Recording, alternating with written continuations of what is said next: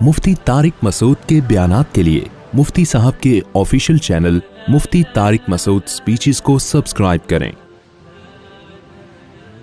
अल्लाह ने तुम्हें दौलत दी है ना, दौलत कमाना मुश्किल नहीं है, खुदा की कसम दौलत को संभालना बहुत मुश्किल काम है।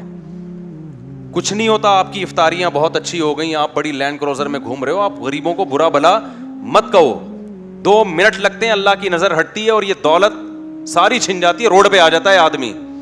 कुरान में एक जगह नहीं, दर्जनों जगह अल्लाह ने कहा है यबसुतुर रिज़्क़ लिमन यशा, जिसको चाहता हूँ रिज़्क़ के दरवाजे खोल दूंगा और जिसको चाहता हूँ सारे कमाने के तरीके इख्तियार कर ले, गरीब का गरीब ही रहेगा। तो मोटिवेशन करनी चाहिए गरीबों को ताकि सुस्ती काहिली दूर हो, मगर मोटिवेशन का ये तरीका कि गरीब एहसास कमतरी में जाना शुरू हो जाए, ये शरीयत के बिल्कुल मुताबिक नहीं है। कुछ भी नहीं होता यार, ये तुम गाड़ियों में घूम रहे हो, तुम रॉकेट में सफर कर रहे हो, तुमने इतना कमा लिया, मरेगा थोड़े दिन में दिमाग ठिकाने आ जाएगा, सभी ने मरना है, मैं भी मरूंगा आप भी मरेंगे।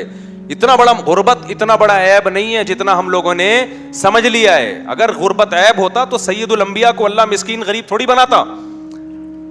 हाँ, एक सुस्ती और काहिली की जो गुर्बत है जो हमारी कौम में है उसको दूर करने की जरूरत है, उसकी वजह से गुर्बत है, करता ही कुछ नहीं है, दिमाग नहीं इस्तेमाल करता, उसके लिए मोटिवेशन की यकीनन जरूरत है, लेकिन उस तरह से मोटिवेट ना किया जाए जिससे गरीब मोटिवेशन के बजाय एहसास कमतरी में आना शुरू और मालदार फख्र करना शुरू कर दें। ये बिल्कुल गलत तरीका है। तो फिरौन की जो खोपड़ी थी ना, फिरौन क्या कहने लगा, मा उरीकुम इल्ला मा अरा। पहली बात तो ये कि मैं कभी भी किसी की बात नहीं मानता, मैं हमेशा वही करता हूं जो किसकी खोपड़ी में आता है, मेरी खोपड़ी में आता है। नंबर 2, इसमें एक इश्काल हो सकता था कि जी अगर आपकी खोपड़ी गलत निकली तो फिर तो आप मरवा दोगे सबको।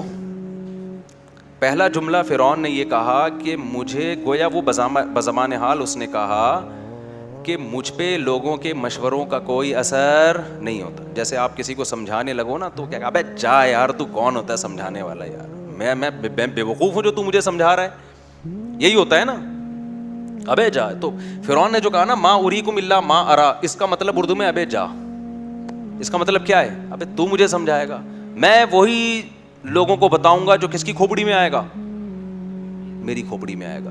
अब एक इश्काल होता था फिरौन के ऊपर कि सर आपकी खोपड़ी गलत इस्तेमाल भी तो हो सकती है ना, आपने हमेशा करना वही है जो आपकी खोपड़ी में आ रहा है, अगर गलत आया तो फिर हम तो मरवा दोगे आप हम सबको। इसका जवाब आके फिरौन ने ये दिया, वमा अहदीकुम इल्ला सबील रशाद, मैं हमेशा तुम्हें ठीक बात ही बताऊंगा, यानी मेरी खोपड़ी में हमेशा क्या आता है, ठीक बात आती है, कभी गलत बात मेरी खोपड़ी में नहीं आई है। ये खोपड़ी ऑर्डर पे बनवा के मेरी माँ ने मेरे खोपड़ी में लगाई थी, समझ रहे हो, ये मेड इन जापान है। इसमें जितने भी वायरस थे और जितने भी एरर थे वो सारे एरर पहले और वायरस डिलीट किए गए। बैठ जाओ मेरा बच्चा, ये कौन है, बैठ जाओ, किसका बच्चा है माशाल्लाह। तो जितने भी एरर थे वो सारे क्या हैं, इसमें एरर है ही नहीं। तो वमा अहदीकुम इल्ला सबील रशाद, मैं तुम्हें सीधी बात ही बताऊंगा, गलत बात आज तक मैंने कभी नहीं की। तो आगे कहने लगा, अब वक़ाल अल्लज़ी आमना, वो जो सामने था ना रजुल मोमिन, जिसको कुरान कह रहे एक रजुल था जो ईमान ला चुका था, कैसा पक्का ईमान होगा जिसको कुरान ने क्या कहा, और उसको पता भी नहीं था कि मेरी इस कॉन्वर्जेशन और इस तकरीर और इस जो बात मैं दरबार में सुना रहा हूँ ना, खुदा की नज़र में इतनी इसकी वैल्यू है कि हज़ारों साल के बाद, सदियों के बाद सैयदुल अंबिया मोहम्मद सल्लल्लाहु अलैहि वसल्लम जब दुनिया में आएंगे, अल्लाह जिब्रील के ज़रिए ये पूरा मुकालमा किस पे नाजिल करेगा, मोहम्मद सल्लल्लाहु अलैहि वसल्लम पे।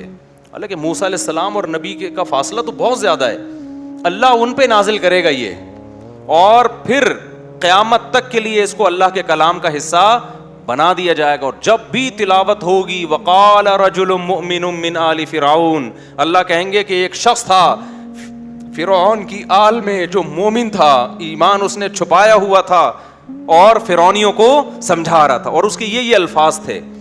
उसको अगर पता होता कैसा जोश आता ना, उसको कितनी मोटिवेशन मिलती, लेकिन अल्लाह ने उसको ये वैल्यू क्यों दी, उसकी कुर्बानी बहुत ज़्यादा। क्योंकि जब माहौल एक तरफ जा रहा होता है, सारे बड़े लोग बैठे होते हैं, तो इंसान उन्हीं को खुश करने के लिए चमचागिरी में लग जाता है। सर आप मुझे बताएं क्या करना है मैंने, सर आप बिल्कुल ठीक हैं, सर आप गलत। गवर्नमेंट के इदारों में जाके देखो ना, گورنمنٹ کے ادارے میں جا کے دیکھا آپ لوگوں نے؟ نہیں دیکھا تو جا کے دیکھ لو. جو سرکاری لوگ ہوتے ہیں, جو خاص طور پہ سیاست سے جن کا تعلق ہوتا ہے, تو وہ اپنے لیڈروں کو, آپ کو پتہ ہے کہ ہر جرم ان کا کیا ہے, ہر جرم ان کا, وہ کچھ بھی کر لیں تو وہ حاجی ہیں, وہ پھر بھی پرہیزگار ہیں, اور مخالف پارٹی کا جتنا بھی اچھا کر لے وہ پھر بھی کیا ہے, 2 نمبر. تو یہ چمچہ گیری ہر دور سے چلی آ رہی ہے. تو اللہ کو اس کی قربانی اس لیے پسند آئی کہ اس نے مال بھی چھوڑا, عزت بھی چھوڑی, اور قوم نے بھی اس کو نکالا. تو آگے جواب میں کیا کہتا ہے, وقال الذی آمن یا قوم انی اخاف علیکم مثل یوم الاحزاب. اے میری قوم ذرا ہسٹری اٹھا کے دیکھو, تاریخ میں مختلف قوموں کی تباہی کے واقعات ہیں, کیونکہ ان کی زبانوں پر عام تھے, یہ تو سب میں مشہور ہو گئے تھے یہ واقعات. مثل دأب قوم نوح, قوم نوح کا واقعہ, وہاں بھی ایسا ہی ہوا تھا. ایک پیغمبر نے دعویٰ کیا میں پیغمبر ہوں, قوم نے نہیں مانا, اور اللہ نے پوری قوم کو تباہ کر دیا. وعاد, قوم عاد کے ساتھ بھی ایسا ہوا. وثمود, اور قوم سمود کو بھی تباہ کیا گیا. والذین من بعدہم, اور اس کے بعد بھی بہت ساری قومیں آئی ہیں جن کو خدا نے ہلاک کر دیا. وما اللہ یرید ظلما للعباد, اور اللہ تو بندوں کے ساتھ ظلم نہیں کرتا. ایسا لگتا ہے ان قوموں میں کوئی فالٹ تھا جس کی وجہ سے پوری قومیں تباہ کی گئی ہیں, تو اس فالٹ میں غور کرنا چاہیے, ایسا نہ ہو کہ وہ فالٹ ہمارے اندر بھی ہو. وَيَا قَوْمِ إِنِّي أَخَافُ عَلَيْكُمْ يَوْمَ التَّنَادِ, پھر وہ قیامت سے ڈرانے لگا. قرآن کے انداز سے پتہ چلتا ہے کہ آہستہ آہستہ اس کے تبلیغ کا انداز ایسا جاندار ہوتا چلا گیا اور اتنا کلیئر ہوتا چلا گیا کہ فرعونیوں کو پتہ چل گیا کہ یہ خود کیا ہو چکا ہے, یہ خود مذہب کو چھوڑ چکا ہے, ہمارے دین کو. تو اب اس کی انداز یہی ہے کہ پہلے اس طرح بات کر رہا تھا کہ ہو سکتا ہے بھائی کچھ عذاب ہم پہ بھی آ جائے, لیکن آہستہ آہستہ اس کی دعوت میں مضبوطی آنا شروع ہو گئی. اس کی مثال وہی ہے کہ کینسر کا مریض ہے, آپ نے کہا بھائی 6 مہینے میں ہو سکتا ہے مر جاؤ, نہ بھی مرے تو قضائے عمری بہتر ہے کہ تھوڑی بہت پڑھ لو, زکوٰۃ وغیرہ دے دو, لیکن وہ ڈھیڑ بن کے مان ہی نہیں رہا. تو آپ کو جب اس کی آخرت کی فکر ہوگی نا, آپ اس کو سرٹیفکیٹ دکھاؤ گے ڈاکٹر کا, اس نے بولا ہے تو بھائی 6 مہینے میں مرے گا, دے دے, ٹھیک ہے نا. یہی ہوتا ہے نا. یا شوگر کا مریض ہے, لڈو کھائے جا رہا ہے, تو پھر آپ اس کو کہتے ہیں بھائی یہ تو اب یقین سے کہہ رہا ہوں کہ تو مرے گا, اگر آپ اس کے خیر خواہ ہیں. یہاں بھی ایسا ہی ہوا کہ قیامت کے دن سے ڈرایا جس میں ندائیں ہوں گی, یوم تولون مدبرین, اس دن تم پیٹھ پھیر کے بھاگو گے میدان حشر میں.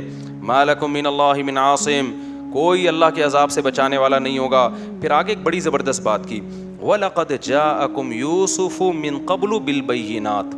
دیکھو یہ مصر ہے, تم خود جانتے ہو کہ مصر میں ایک دور میں یوسف کی حکومت قائم ہوئی ہے, صدیوں پہلے ہوئی. ابراہیم علیہ السلام اور موسیٰ علیہ السلام کا تو کافی فاصلہ ہے, لیکن وہ جانتے تھے, کیونکہ تاریخ تو خاص طور پہ حکومتیں کن کن نے کی, کب کی, یہ تو سب کو پتہ ہوتا ہے نا. یوسف علیہ السلام کی جب مصر میں حکومت قائم ہوئی, یہ تو ایک بہت عظیم تاریخی واقعہ تھا کہ دوسری قوم سے آ کے کسی نے حکومت کی اور مصر کو قحط سے بچایا. تو اے میری قوم, یوسف نے بھی مصر میں حکومت کی, اور فما زلتم فی شک مما جاءکم بھی, کتنے لوگ یوسف پر اس وقت ایمان لے آئے تھے, لیکن تم وہ لوگ ہو کہ آج بھی لبرل لوگوں میں ایسا ہی ہے, آج بھی ایتھیسٹ لوگ اسی طرح کی باتیں کرتے ہیں. کہاں ہے بھائی وہ خدا, نظر کیوں نہیں آتا وہ؟ فرعون نے کہا ہمیں تو کوئی خدا نظر نہیں آ رہا, اور ہم سیڑھیاں لگا اے حامان. وہ حامان بھی وزیر تھا نا, تو یہ چمچے اور بادشاہ سب کیا ہوتے ہیں, ایک جیسے ہوتے ہیں. حامان کو اپنی فکر کی, یہ نہیں دیکھ رہا کہ ابے تو جو مالک الملک ہے, خدا جو اس کائنات کا بادشاہ ہے, اس کو منانے کی کوشش کر. یہ فرعون آج کا بادشاہ ہے, یہ کل ختم ہو جائے گا. لیکن حامان نے بھی چمچا گیری میں عالمی ریکارڈ قائم کیا. تو حامان کو فرعون نے, میں یہ جو حامان کی برائی نہیں کر رہا, میں یہ سب اس لیے بتا رہا ہوں کہ ایسا نہ ہو کہ ہم بھی کسی کی چمچا گیری میں لگے ہوئے ہوں اور اس کی وجہ سے کس کو ناراض کر رہے ہوں, خدا کو ناراض کر رہے ہوں. تو فرعون نے کہا یا حامان ابنی لی صرحا لعلی ابلغ اسباب السماوات فاطلع الہ موسیٰ, میں موسیٰ کے خدا کو جھانک کے دیکھنا چاہتا ہوں, ذرا سیڑھیاں لگا اوپر تک. وإنی لأظنہ کاذبا, مجھے یقین ہے کہ موسیٰ معاذ اللہ جھوٹ بول رہا ہے, کوئی خدا نہیں ہے, سیڑھیوں سے اوپر جا کے دیکھ کے آنا چاہتا ہوں. وَكَذَلِكَ زُيِّنَ لِفِرْعَوْنَ سُوءُ عَمَلِهِ, قرآن کہتا ہے اس طرح شیطان نے فرعون کے سامنے اس برائی کو مزین کر دیا تھا. کفر پہ ڈٹا ہوا ہے, سچے پیغمبر کا انکار کر رہا ہے, بنی اسرائیل کے بچوں کا, معصوم بچوں کا قتل کر رہا ہے, اور اسی کے دربار میں لوگ مسلمان ہو رہے ہیں, اسی کی بیوی اسلام قبول کر رہی ہے, اور کیسی زبردست اس کو تبلیغ پہنچ رہی ہے, لیکن جواب میں کیا کر رہا ہے, سیڑھیاں لگاؤ میں خدا کو دیکھنا چاہتا ہوں. اللہ کہتے ہیں یہ برائی اس کی نظروں میں مزین کر دی گئی تھی. وما کید فرعون الا فی تباب وقال الذی آمن, پھر وہ شخص بول اٹھا, وہ اپنا کام کیا کر رہا ہے, بولو, وہ مسلسل کر رہا ہے اپنا کام, جو رجل مومن تھا. وہ کہنے لگا یا قوم اتبعونی اہدکم سبیل الرشاد, اے میری قوم میری بات مانو میں تمہیں سیدھا راستہ دکھاؤں گا. فرعون کی بات, یعنی فرعون نے کہا تھا نا کہ جو میری کھوپڑی میں آتا ہے وہی ٹھیک ہے, اور وہ بالکل ٹھیک ہے, میں تمہیں سیدھا راستہ دکھاؤں گا. تو اس نے جواب میں کیا کہا, فرعون نہیں دکھائے گا, کون دکھائے گا, اہدکم, میں بتاؤں گا سیدھا راستہ کیا ہے, کیونکہ میں موسیٰ سے پوچھ کے بتا رہا ہوں اور وہ اللہ سے پوچھ کے بتا رہے ہیں. تو جو اللہ کا راستہ دکھائے گا بتائے گا وہی ٹھیک ہوگا. اس کے علاوہ انسانوں کے جو خود ساختہ بنائے ہوئے راستے ہیں وہ ٹھیک نہیں ہو سکتے. تو کیا کہا اس نے, یا قوم انما هذه الحیات الدنیا متاع. اب جب قوم سے یہ کہنے لگا نا کہ میں جو کہہ رہا ہوں, ہو سکتا ہے یہ دربار میں کہا ہو سکتا ہے دربار سے نکلنے کے بعد. جب فرعون سے مایوس ہو گیا تو لوگوں کو پکڑ پکڑ کے محنت کر رہا ہے کہ تم کس کی باتوں میں آ رہے ہو بھائی, بادشاہ سلامت, یہ خود سلامت نہیں ہے, تھوڑے دنوں میں ابھی پتہ چل جائے گا اس کی سلامتی کا. تو آؤ میں تمہیں جو کہہ رہا ہوں وہ ٹھیک ہے, لیکن بات یہ ہے کہ بھائی ہم آپ کی بات مانیں تو عہدوں سے بھی جائیں گے اور دولت سے بھی جائیں گے, عزت بھی کیا ہوگی, ختم. ایک غلام قوم بنی اسرائیل اس کے دین کو اختیار کر لیں, یہ تو عزت بھی کیا ہو جائے گی ہماری, ختم ہو جائے گی. تو یہ آگے جواب میں کیا کہتا ہے, انما هذه الحیات الدنیا متاع. دیکھو یہ جو دنیا کی زندگی ہے نا یہ تھوڑے دنوں کا سامان ہے.